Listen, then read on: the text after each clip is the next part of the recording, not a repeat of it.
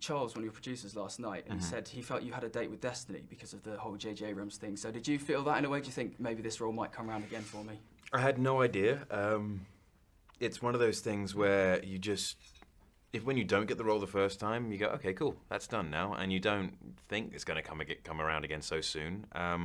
When it did, I was very excited, and I happened to have that much more experience, and I fit into the director's vision this time, so thank goodness. I wondered about sort of goosebump moments as well, because when I saw the film and when the doors open and we see you for the first time with that cape, that was just like incredible. So I wondered, did you have a similar moment when you watched the film? Oh yeah, very much so.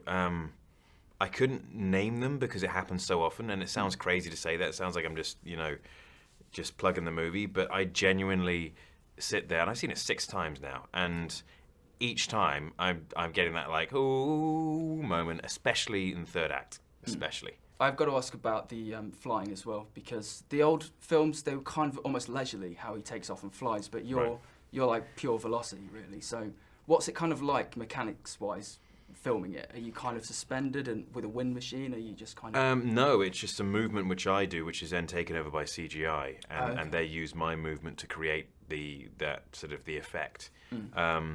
So mechanically, very, very simple. Yeah. There's some of the wire stuff as well, which we use, and some of the stuff are on a green screen and lying on what we call a belly pan, which is like the mold, the front half of a human body, and I lie in that, and they jig me around and stuff for all the flying stuff.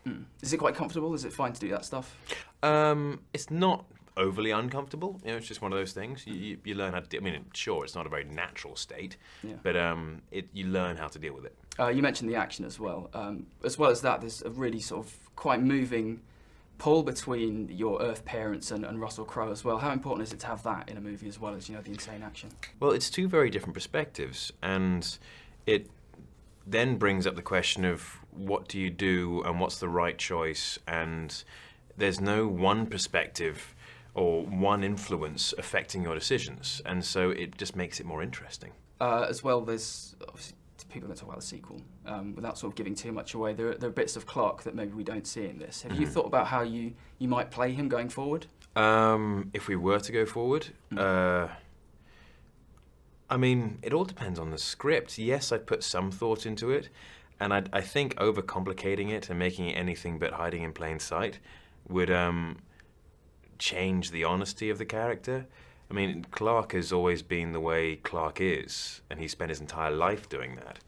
And so now it's just a matter of adapting to the new environment, and as opposed to sort of changing or playing a character.